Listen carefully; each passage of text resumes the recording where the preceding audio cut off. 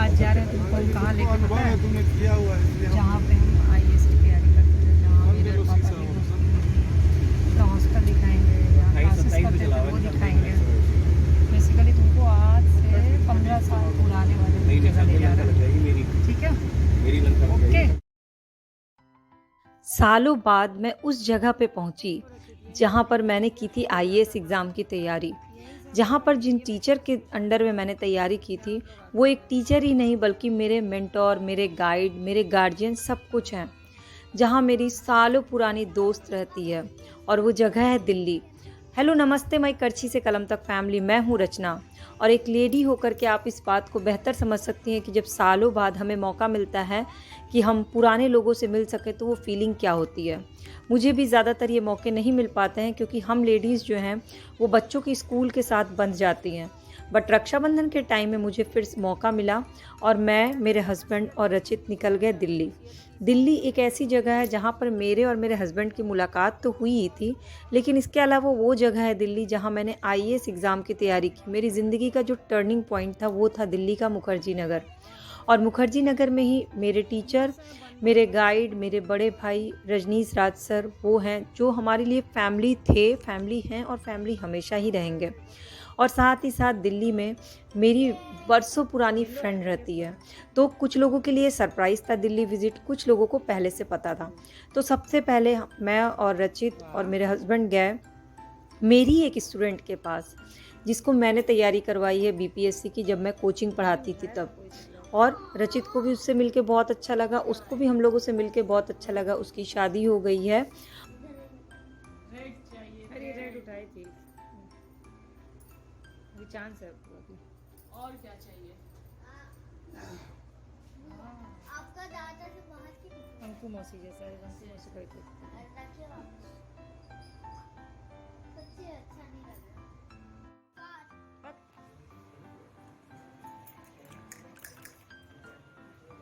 तो रचित के साथ सभी ने अपना पूरा बचपना याद किया। बचपन के खेल खेले, लूडो, सांप सीढ़ी और भी कई तरह के ऐसे खेल खेले। और हम लोगों को भी एक ब्रेक मिल गया, उन लोगों को भी। और जब हम बचपन एंजॉय कर रहे थे तो मेरे हस्बैंड शेयर मार्केट और चैट जीपीटी सीख रहे थे। लेकिन मैं बचपन एंजॉय करने का कोई भी मौका छोड़ती नहीं हूँ। और साथ ही साथ जब इतना अच्छा सा ग्रुप मिल जाए, जो घर जैसा ग्रुप हो, पुराने लोग मिल जाए, पुरानी यादें ताज़ा हो जाएं, वो भी नए जनरेशन के साथ। तो जब यहाँ पर हम लोग मिले, हमने साथ में खाना खाया और पुरानी बातें की। और ये मेरी स्टूडेंट भी रह चुकी है और अब मेरी भाभी भी हो गई है। तो मैं और ये निकल गए मुखर्जी नगर। मुखर्जी नगर में ये है मेरठ वाले, एक रेस्टोरेंट है, उसी के ऊपर गर्ल्स हॉस्टल हुआ करता था। मैंने सोचा था कि रचित को यहाँ पर ले करके आऊँगी और दिखाऊंगी कि मैं कहाँ पे रहती थी। आज भी उस गर्ल्स हॉस्टल का गेट वैसे ही है, मैं सेकंड फ्लोर पे रहती थी। बस ये है कि अब बैनर्स बहुत ज़्यादा हो गए हैं तो बिल्डिंग्स दिखती नहीं हैं और छत पे पूरा शटर लग चुका है। बुक शॉप से ज़्यादा अब फ़ोटोकॉपी की दुकानें दिखती हैं। मैं बात कर रही हूँ, मैं थी 2007-2008 में और अभी हम लोग 2023 में हैं। बहुत सारी चीज़ें चेंज हो गई। यहाँ पे बत्रा सिनेमा हॉल चेंज हो गया है और साथ ही साथ मार्केट का बहुत सारा चीज़ मुझे चेंज लगा। रास्ते लेकिन वही थे, यादें वही थी, पुरानी बातें वही थी। और मैं शाम्भवी को सब कुछ बताते जा रही थी कि हम यहाँ पर रुकते थे, चाय पीते थे, फिर लगातार क्लासेस जाते थे। क्लास का ब्रेक होके खाने के ऑप्शन में हमारे पास समोसा, चाउमीन और मोमोज़ होता था। हमने इतना खाया है समोसा, चाउमीन और मोमोज़ कि इन चीज़ों से हमारा मन भर गया था। और क्लास के दौरान जब 2 क्लास लगातार होती हैं तो बड़ी अच्छी भूख लगती थी। उस दौरान जो भी कुछ खाने मिलता था वो बहुत अच्छा लगता था। वो सारे बुक शॉप्स देखे जो हमारा मेन, जब हम तैयारी करने गए थे तो उस समय पता नहीं था कौन सी किताबें पढ़नी है, कौन सी नहीं पढ़नी। तो जो भी सीनियर्स बोल देते थे कि ये किताबें ले लो, बुक शॉप से जा कर के बस वो किताबें ख़रीद लेते थे। और किताबों की पूरी लाइब्रेरी हो गई थी। शुरू का 1 साल ना मैक्सिमम स्टूडेंट्स का इसी में चला जाता है कि कौन सी किताबें पढ़नी है, कौन सी लेनी है, यही नहीं पता होता है। इसके बाद मैंने अपना सेकंड हॉस्टल देखा। हॉस्टल नहीं था, रूम था, जहाँ मैंने रूम लेकर के मैं अपने रूम पार्टनर के साथ रहती थी। वो मैंने देखा। वहाँ से मेरी कुछ बहुत ही रिज़ल्ट के बाद की कुछ ऐसी बुरी यादें हैं जो मेरी रूह काँप जाती है आज भी सोच के। जो मैं कभी आपसे हो सकेगा तो ज़रूर शेयर करूँगी, शायद आपकी भी रूह काँप जाए कि रिज़ल्ट नेगेटिव आने के बाद मेरे साथ क्या हुआ था। लेकिन आज की ब्लॉग बहुत मेमोरेबल है, मेमोरीज़ के साथ है, तो मैं अच्छी यादें आपसे शेयर करना चाहती हूँ। तो ये है मुखर्जी नगर का वो एरिया, वो बुक शॉप्स, वो हॉस्टल, और फिर मुझे देखना था वो एरिया जहाँ पर मैं अपने ग्रुप के साथ पढ़ती थी, यानी जहाँ मेरी मुलाकात मेरे हस्बैंड से हुई थी जब हम फ्रेंड हुआ करते थे, और वो कोचिंग। तो ऐसा होता था ना कि हम लोग 5 लोगों का ग्रुप था, 3 बॉयज़ एंड 2 गर्ल्स का, और हम ग्रुप में स्टडी करते थे। तो हमको किसी एक के रूम पे इकट्ठा होना आता था। तो एक मेरे हस्बैंड जो उस समय मेरे दोस्त हुआ करते थे, उनके रूम पे हम लोग सुबह-सुबह 8 बजे इकट्ठा हो जाते थे, और मैं दूध का पैकेट लेके जाती थी, सबके लिए चाय बनाती थी। फिर पाँचों लोग हम लोग दिन भर साथ पढ़ते थे, अपना-अपना टिफ़िन बॉक्स लेके जाते थे, वहीं पे खाते थे, और शाम के 7 बजे तक हम कंटिन्यूअस पढ़ाई करते थे। यूपीएससी के एग्ज़ाम या आईएएस के एग्ज़ाम की तैयारी ऐसे ही होती है। एक तो ग्रुप जो होता है ना वो सपोर्ट करता है, और ग्रुप में हमारे 5 तरह के लोग थे। एक जो इंग्लिश मीडियम की किताबें पढ़ते थे, उनके थ्रू हमारी इंग्लिश की किताबें कवर हो जाती थी। एक जिनके पास एक्सपीरियंस बहुत था, वो दीदी थी, उनके एक्सपीरियंस का हमें फ़ायदा मिलता था। मेरे हस्बैंड जो है उनका रिसर्च वर्क बहुत अच्छा था, 5 किताबें मिला करके बहुत अच्छा रिसर्च कर लेते थे। मेरी राइटिंग स्किल बहुत अच्छी थी, मैं 5 किताबें मिल कर के नोट्स बहुत अच्छा बनाती थी, और जो 5वें थे उनकी मेमोरी पावर बहुत स्ट्रॉन्ग थी, उनको याद करने के बीसों तरीके पता थे, तो किसी भी चीज़ को लर्न करना हो वो उनसे हम सीख लेते थे। बट ग्रुप में ये फ़ायदा तब होता है जब किसी में एक दूसरे के प्रति जेलस की भावना ना हो, एक दूसरे को बस ये हो कि हम ग्रुप का पूरा मेंबर सेलेक्ट होना चाहिए, ना कि सिर्फ मेरा सिलेक्शन होना चाहिए। और इसी थॉट के साथ हमने ग्रुप बनाया था, और वो ग्रुप आज बहुत सक्सेसफुल ग्रुप है। मैं अपने आप को छोड़ दूँ तो सारे लोग सिलेक्टेड हैं, सारे लोग को अच्छी जॉब मिल गई है, और गवर्नमेंट जॉब में हैं मुझे छोड़ कर के। तो कभी-कभी ये सब चीज़ें, कभी मेरे दिमाग में ये नहीं आया है कि उन लोगों का क्यों हो गया, मेरा क्यों नहीं हुआ। मुझे उन लोगों के सिलेक्शन होने से बहुत खुशी मिलती है। हाँ, लेकिन कभी-कभी क्या, अक्सर रोज़ रात में मेरे दिमाग में ये ख़्याल ज़रूर आता है कि आखिर मेरा क्यों नहीं हुआ? क्यों मेरी किस्मत पे ये नहीं लिखा हुआ था? और ये एक ऐसा दर्द है ना, जो मैं किसी से शेयर भी नहीं कर सकती, जो मैं पूरी तरह से बयान भी नहीं कर सकती। बस इतना कह सकती हूँ कि ये वाला दर्द जो है, वो मुझे आज भी पिसता है, और ये शायद मेरे साथ लाइफ टाइम रहेगा कि मेरा आईएएस एग्ज़ाम में नहीं हुआ। इसके बाद मैं पहुंच गई उस मकान को देखने के लिए जहां 3rd फ्लोर पर हम घंटों पढ़ाई किया करते थे। ये भी मुखर्जी नगर में, और यही है वो 3rd फ्लोर। आज भी ये गेट वैसे ही है, और कितनी लगातार पढ़ाई करने के बाद भी हमको कोई थकान नहीं होती थी। हम बस एक पॉजिटिविटी के साथ पढ़ते थे कि आज हमने क्या-क्या चीज़ें गेन की। आज के स्टूडेंट बहुत जल्दी फ्रस्ट्रेट हो जाते हैं।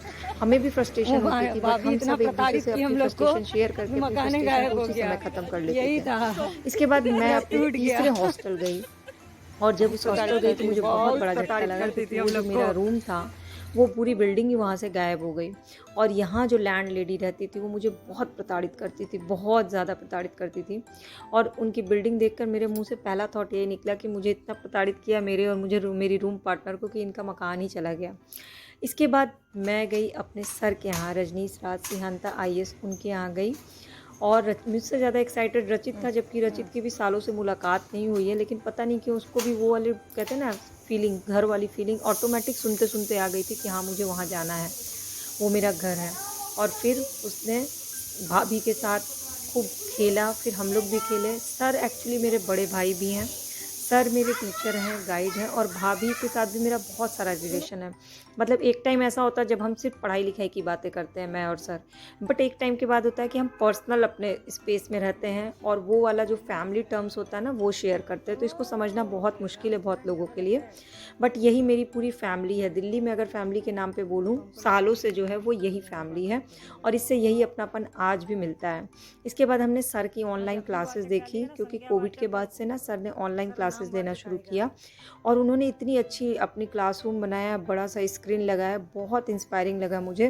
कहते हैं ना, रुकना कभी नहीं चाहिए लाइफ में, और हर सिचुएशन में इंसान अपनी तरह से रास्ते निकाल ही लेता है उसको फेस करने के लिए। सर से मुझे यही सीखने को मिलता है कि भले कोचिंग उस समय बंद हुए कोविड टाइम में, लॉकडाउन में, बट सर कभी रुके नहीं। सर कंटिन्यूअस चलते रहे, और समय के साथ चलते रहे। जो आज के समय की डिमांड है उस अकॉर्डिंग उन्होंने अपने अंदर चेंजेस लाया, और उसको फॉलो करते हुए पूरा सारा सेटअप किया और पढ़ाते हैं। तो फिर मेरे हस्बैंड जो है मेरा चैनल दिखाने लगे भाभी को, फिर अपना चैनल दिखाया, तो भाभी बहुत प्राउड फील कर रही थी। इवन सर ने भी बहुत तारीफ़ की मेरे चैनल के बारे में। तो ये सुन के बहुत अच्छा लगा कि चलो, सर का वो जो ड्रीम था ना कि मेरा यूपीएससी में सिलेक्शन हो जाए, वो मैं पूरा नहीं कर पाई। इस बात का मुझे आज तक अफसोस है, लेकिन कम से कम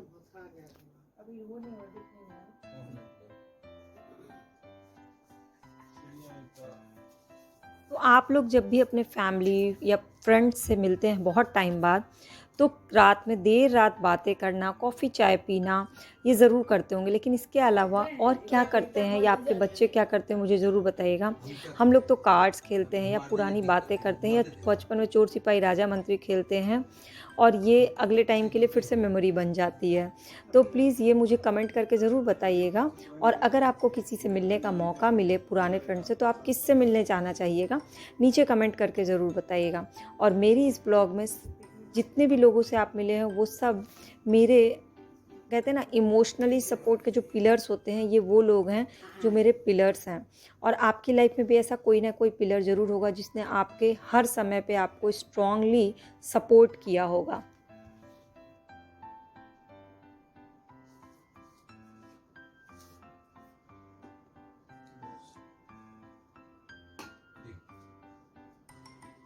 फिर रात में हमने देर तक बातचीत की और सुबह हम निकल गए वहाँ से अगली जगह पे। और अगली जगह में मेरी पुरानी फ्रेंड है, कॉलेज की फ्रेंड, उसके घर जाना था।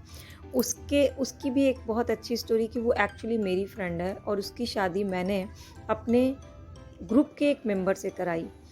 मतलब ये स्टोरी आपको कभी किसी दिन आराम से सुनाऊंगी, बहुत ही इंटरेस्टिंग स्टोरी है। लव का मैरिज है जिसको मैंने अरेंज कराया। तो उसके यहाँ खाली हाथ जाना मुझे अच्छा नहीं लग रहा था। ऊपर से रक्षाबंधन के एक दिन पहले जा रहे थे, तो हम लोग एक स्वीट्स की दुकान पे गए। और दिल्ली की स्वीट्स की दुकान देख के, मैं मीठा भले ना खाती हूँ पर लालच डेकोरेशन देख के ज़रूर आ जाती है। तो मुझे डेकोरेशन बहुत अच्छा लगा वहाँ का, तो मैंने इसलिए वीडियो बना ली। और रक्षाबंधन के टाइम में तो मार्केट एक अलग ही टाइप से सज जाता है। तो वहाँ से हमने कुछ स्वीट्स लिए सबके लिए, जहाँ जहाँ हमें जाना था। जैसे हम अपने मामा मामी के यहाँ गए और भी कई जगह गए। बट मेमोरेबल मेरे लिए क्या था, मैं आपको वो दिखाना चाहती हूँ कि मैं उस फ्रेंड के यहाँ गई और वो जस्ट ऑफिस से आई थी, क्योंकि मैं वीकडे में उसके यहाँ गई थी, मंडे को गई थी। और उसको हॉस्टल टाइम का वो याद आया कि जब वो हॉस्टल में रहती थी तो मैं तहरी बनाती थी और टमाटर की चटनी और रायता। और इत्तेफाक से उसके हस्बैंड जो मेरे साथ यूपीएससी की तैयारी कर चुके हैं, उन्होंने भी वही बात बोली कि जब हमारा कुक नहीं आता था तो रचना एक राइस की रेसिपी बनाती थी जो हम लोग के लिए पार्टी होती थी। तो मैंने सोचा चलो वो भी ऑफिस से थक के आई, आज उसको अपनी तरफ से उसी के किचन में डिनर बना करके खिलाती हूँ। तो मैंने बनाया तहरी, टमाटर की चटनी और रायता। फिर हम सब ने मिल के खाया और कितनी पुरानी बातें हमने किचन में की। किचन क्या होता है ना, एक बहुत ही इंटरटेनिंग प्लेस होता है अगर आपको वहाँ पे कंपेनियन मिल जाए, कोई साथी मिल जाए। और मेरी फ्रेंड ऐसी है जिससे बात करते करते कब सारी चीज़ें बन गई पता नहीं चला, और वो भी पूरी तरह से हेल्प करा रही थी मेरे साथ। मेरी इस फ्रेंड का नाम है रश्मि और ये मेरे ग्रेजुएशन के दौरान की हॉस्टल की फ्रेंड है। और इसको मैं बोलती हूँ कुंभ के मेले की बिछड़ी हुई बहन। आज भी मेरी और इसकी बहुत सारी क्वालिटीज़ मिलती हैं, थॉट्स मिलते हैं, इसलिए हम दोनों एकदम बेस्ट फ्रेंड हैं। भले कोई कहे दो अपोजिट नेचर के लोग बेस्ट फ्रेंड्स होते हैं, बट हम दोनों ऑलमोस्ट सेम नेचर के हैं, तब भी हम बेस्ट फ्रेंड हैं। और मैं दिल्ली जब भी जाती हूँ इससे मिला बिना वापस नहीं आती हूँ। तो आज की ब्लॉग में आपको सबसे अच्छा क्या लगा मुझे ज़रूर बताइएगा। और मेरे इस फैमिली में पहली बार आए हैं तो प्लीज़ सब्सक्राइब बटन को क्लिक करके बेल आइकन को प्रेस कर लीजिएगा। कोशिश करिए कि अपने पुराने लोगों से रिश्तों को बरकरार रखिए। रिश्ते बहुत अनमोल होते हैं। आप हर दिन भले किसी को कॉल मैसेज ना कर पाइए, आप हर महीने भले किसी से मुलाकात ना कर पाइए, लेकिन टच में बने रहिए। और आजकल टच में बने रहना बहुत आसान हो गया, जबकि हम व्हाट्सएप के टाइम में हैं। वीडियो कॉल पे फेस्टिवल्स में बात करिए। अगली जनरेशन यानी हमारे बच्चों को और उनके बच्चों को आपस में मिलाइए, ताकि ये बॉन्ड जो है वो अगली जनरेशन में भी चल सकते। जैसे कि एक सर के यहाँ जो सर का बेटा है और रचित के बीच में बहुत अच्छी बॉन्ड हो गई। तो इससे क्या होता है ना, अगली जनरेशन के अंदर भी वो इमोशंस डेवलप होते हैं और रिलेशन तो कंटिन्यू होता ही है। तो मैं कुछ रिश्तों को लेकर क्या, मैं बहुत इमोशनल हूँ और मुझे लगता है कि ये सारी चीज़ें हर किसी को फॉलो करनी चाहिए।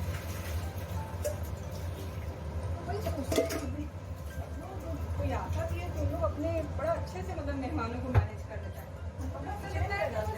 काम ही काम कर रहे हैं, काम ही काम कर रहे हैं, बात कर ही नहीं रहे क्या चाहिए।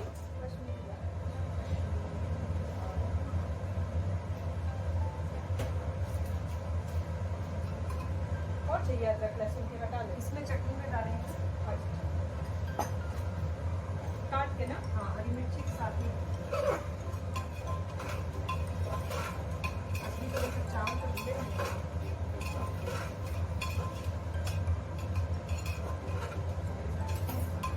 थोड़ा तहरी खाएंगे।